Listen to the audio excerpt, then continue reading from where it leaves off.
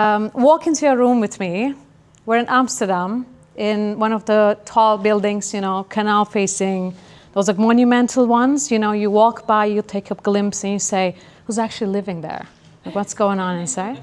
It's one of those ones. So I'm walking into one, to the top floor. It's like a little afternoon, and I'm actually feeling quite okay in my shoes, because I just think that I nailed the best thing possible in my career, which is, together with our team, we launched Getir, our company back then, into 4 markets, 3 continents, in 2 years, mid-COVID, whatnot.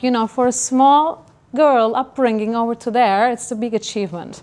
So I think at this moment, probably I have the answers to all the questions. So I enter with my expat shoes into the room. And then, with my team as well, at that point we have the heads of ops, the country managers and all that. So across me now, this time, there's a very new set of species, very new types of Pokemon sitting there, very brand new people. So me thinking I have all the answers, we start the meeting, my team is dialed in, and I'm their team lead. As you can guess and understand from until now, I haven't prepped anything, because I feel like the answer's all there. I'm good. And people start asking questions. They're like, okay, you have all those learnings from the States, from the UK, whatnot. How does that work? What's the throughput? What's the data? Where is that coming from? What's the P&L effect? They start talking about contribution margin and stuff, which are all new languages to me. And at that point of time, because me coming into that room, I thought I was like, yeah, I have the answers. They're going to ask the questions. That's what we do for 5 years now. I'm done. B, coming in, I'm an expat. I just want to fill into my new shoes, into this new community. I'm just so happy to be here. And then another thing, I think probably we're just going to ring it by the thing. I never thought of elevating my team or prepping to the occasion. So me coming in with that mindset, with all those questions, me and my team who's dialed in out of the Zoom back then, we all froze. We have nothing to come back to the questions that we just hear. So if you want to step back, it really looks like we got roasted on the spot. Those like celebrity roasts, Tom Brady is smiling, or his soul is leaving his body silently. That's more or less what's been going on between my head. So things go by, 30 minutes go by. I'm like, guys, okay, I understand. We don't know. We're not prepared. Give us some time. We're going to get back, and hopefully we're going to bounce back. I leave that meeting room, and I'm like, my confidence is out. My old playbook is not playing anymore. I don't have that recipe that I've been playing for until that time, because it doesn't register in here. These people that I just had the meeting with, they're sharp, they're data-driven, they're all expats, they're all like, they're doing the English thing that I cannot. So they're all very good at what they're doing. So I'm like, okay, we got to just pull the trigger, and we got to get back to it. Me and my team, we all gather, we sit down, we close down shop for a while, and then we start reflecting on what is the learning? What have we been doing really? Why don't we document? Let's start talking about everybody's little experiences and stories, and start jotting down. Everybody went back to the people that worked in through these lounges. We put stuff on the spreadsheets, on the presentations. Everybody pull up something on the documentation. We have the whole thing. But now throughout that process, what's been changing in my mind is not actually this practice and habit of documenting. That's the easier part. The change happening at the back of my mind is more, I'm not the only person who has to be in front of the audience anymore.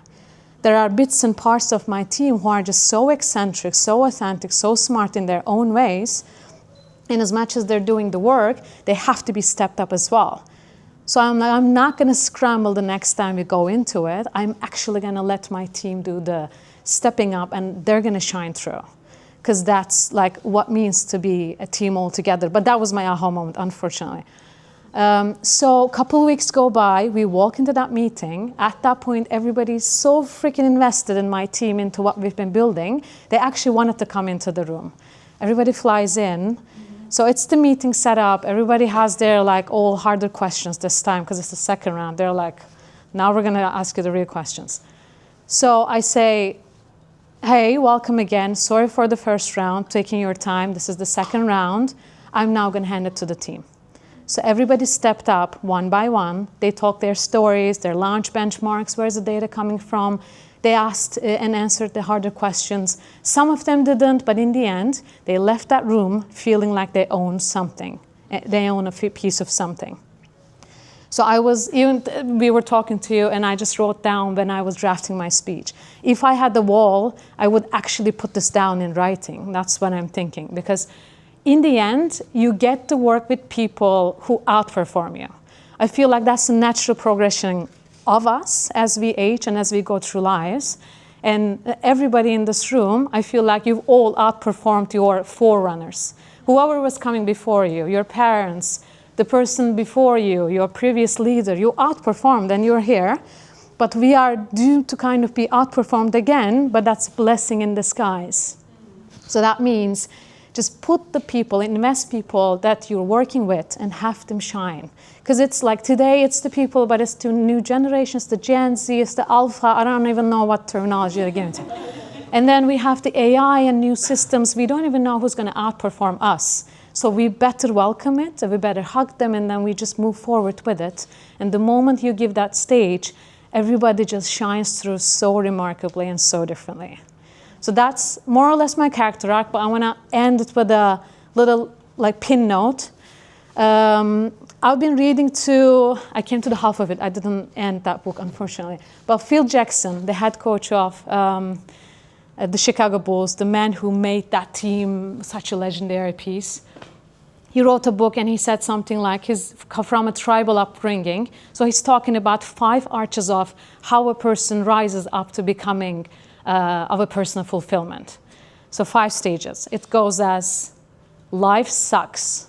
Now that's a terrible start to the tribal upbringing. And the second thing is my life sucks. That's even more depressing. Third one, I'm great. I don't know how that bounce back happens, but like one achievement, I guess. Fourth is we are great. And then fifth is life is great. So the character arc of mine that I shared with you was my transition to third to fourth and that constant pursuit of trying to get to the 5. And I hope that inspires you as well. Thank you very much.